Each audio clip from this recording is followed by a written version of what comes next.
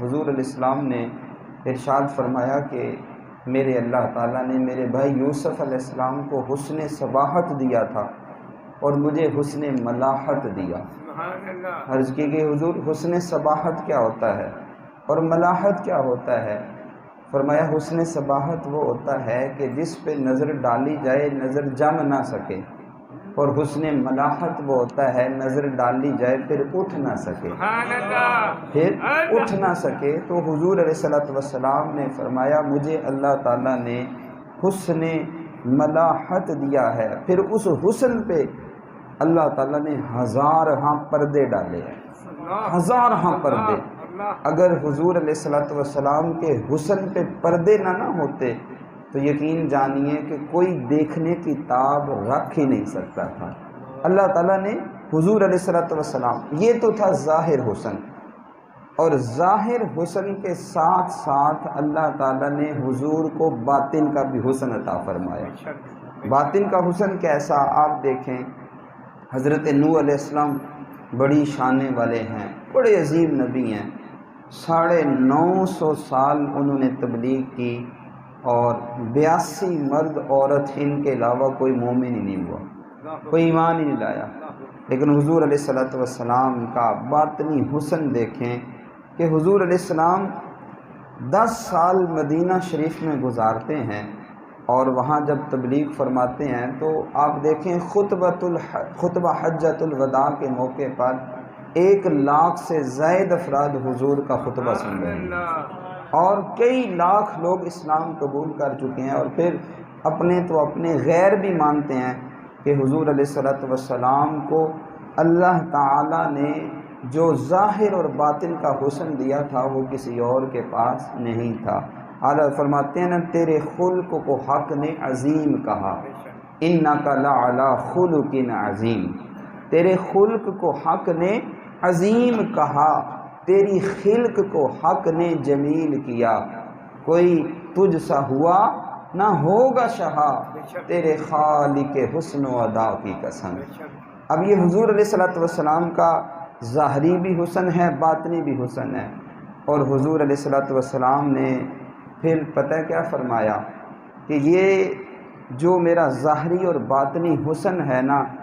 یہ میں نے اپنے دونوں شہزادوں حسن اور حسین کو دے دیا۔ یہ حسن جو میرا ظاہری اور باطنی ہے وہ میرا حسن میرے دونوں شہزادوں کے اندر ہے، کیونکہ امام حسن رضی اللہ تعالیٰ عنہ سر سے لے کر سینے تک حضور کے مشابہ تھے، اور امام حسین رضی اللہ تعالیٰ عنہ یہ سینے کے نیچے سے لے کر پاؤں تک حضور کے مشابہ تھے۔ صحابہ کرام رضی اللہ تعالیٰ عنہم اجمعین فرمایا کرتے تھے کہ حضور کے پردہ فرمانے کے بعد جب ہم بے چین ہو جاتے تھے، دل تڑپ اٹھتا تھا، تو ہم دونوں شہزادوں کو اکٹھے دیکھتے حضور کی یاد تازہ ہو جاتی تھی۔ حضور علیہ السلام کا ظاہری حسن اس کا بھی مقابلہ کوئی نہیں، اور باطنی حسن اور باطنی کمالات ان کا مقابلہ بھی کوئی نہیں۔ فرمایا یہ دونوں کمال ظاہری بھی اور باطنی بھی میں نے اپنی بیٹی کے بیٹے اپنے بیٹوں کو دے دیے۔ جب حضور کے کمالات اور حسن کا مقابلہ کوئی نہیں تو پھر میرے امام حسین کے کمالات اور ان کے حسن کا بھی مقابلہ کوئی نہیں کر سکتا۔ عام طور پہ ہمارے ہاں امام حسین رضی اللہ تعالی عنہ کے کربلا کے واقعہ کو ہی زیر بحث لایا جاتا ہے، یا چند ایک فضائل کی باتیں کر کے تو اس کو سمیٹ دیا جاتا ہے، لیکن میں یہ چاہوں گا کہ آج جو امام حسین رضی اللہ تعالیٰ عنہ کی حضور سے مشابہت ہے، حضور نے فرمایا نا یہ میرے مشابہ ہے، وہ جو مشابہت ہے وہ کس کس پہلو میں پائی جاتی ہے، ہم کوشش کرتے ہیں کہ آج ان میں سے چند پہلوؤں کو ذکر کریں کہ کس کس انداز سے امام حسین حضور کے مشابہ ہیں۔ سب سے پہلے میں نے بتایا کہ حسن حضور علیہ السلام کا حسن ملاحت کہ جو دیکھتا دیکھتا ہی رہتا ہے، اور یہ بھی ہوا کہ یہودیوں کا جو سب سے بڑا عالم ہے جو سازش کر کے پروپوگنڈا کر کے حضور علیہ السلام کے پاس آیا کہ میں سوالات کر کے انہیں لاجواب کروں،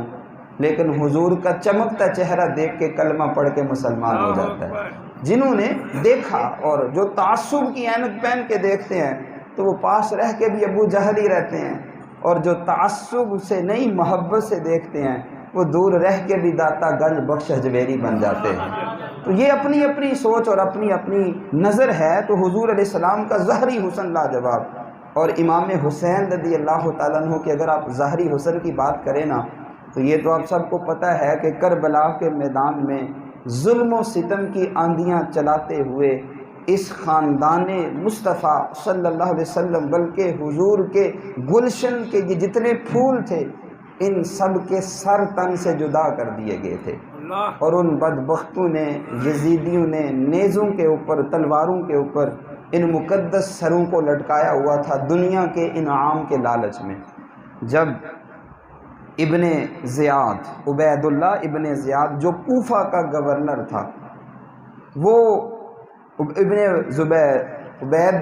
اللہ ابن زیاد یہ سر اس کے پاس پہنچتا ہے،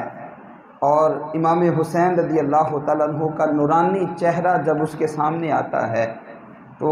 اس نے چہرے کو دیکھ کر کہا خدا کی قسم اتنا حسین چہرہ میں نے کبھی پہلے نہیں دیکھا۔ لیکن یہ بدبخت نے جملے تو بولے، لیکن پھر اس کے بعد چھڑی کے ذریعے کوئی توہین کرنے لگا، کوئی جملہ بولنے لگا۔ تو حضرت انس بن مالک رضی اللہ تعالیٰ عنہ یہ صحابی تھے، بہت بوڑھے ہو چکے تھے اور جسم بھی کانپتا تھا، تو بڑی کمزور سی آواز میں اٹھے، بڑی ہمت کر کے اس کے دربار میں باہر، اور فرمانے لگے بدبخت انسان اپنی چھڑی پیچھے کر لے، خدا کی قسم یہ چہرہ اور یہ ہونٹ وہ ہیں جنہیں میں نے مصطفیٰ کو چوستے ہوئے دیکھا ہے، یہ ہونٹ وہ ہیں، یہ چہرہ وہ ہے جنہیں میں نے مصطفیٰ کو خود چومتے ہوئے دیکھا ہے۔ اور پھر حضور علیہ السلام کی یہ حدیث پاک حضرت علی رضی اللہ تعالیٰ نے خود بیان فرمایا الحسن اشبہ برسول اللہ ما بین الصدر الی الراس والحسین اشبہ برسول اللہ ما کان اسفل من ذلک، کہ حضور علیہ السلام کے دونوں شہزادے یہ تصویر تھے، ایک سر سے سینے تک اور ایک سینے سے لے کر پاؤں تک۔ اعلیٰ حضرت امام عشق و محبت علم و حکمت کا سمندر امام احمد رضا خان فرماتے ہیں ایک سینے تک مشابہ، ایک سینے تک مشابہ، ایک وہاں سے پاؤں تک، حسن سبتین ان کے جاموں میں ہے نیما نور کا۔ اور پھر فرماتے ہیں معدوم، یہ آپ نے سنا ہوگا نا کہ جس کا سایہ نہیں اس کا ثانی کہاں۔ حضور علیہ السلام کو اللہ تعالیٰ نے ایسی شان سے پیدا کیا تھا کہ کوئی حضور کی مثل ہو سکتا ہی نہیں ہے، اور اگر کوئی چاند پہ تھوکنے کی کوشش کرے تو تھوک چاند پہ نہیں پڑتا، تھوک اپنے منہ پہ پڑتا ہے۔ حضور علیہ السلام کے بارے میں جو کوئی بے ادبی والے جملے بولے، کوئی خاکے بنانا چاہے معاذ اللہ، تو حضور کے خاکے تو بن ہی نہیں سکتے کہ ان کی مثل کوئی ہے ہی نہیں ہے۔ لیکن اگر کوئی چاند پہ تھوکتا ہے وہ اپنا منہ گندا ہوتا ہے۔ تو اب حضور علیہ السلام کو اللہ تعالیٰ نے پیدا فرمایا کہ سایہ نہیں تھا، تو اعلیٰ حضرت فرماتے ہیں معدوم نہ تھا سایہ شاہ ثقلین کا،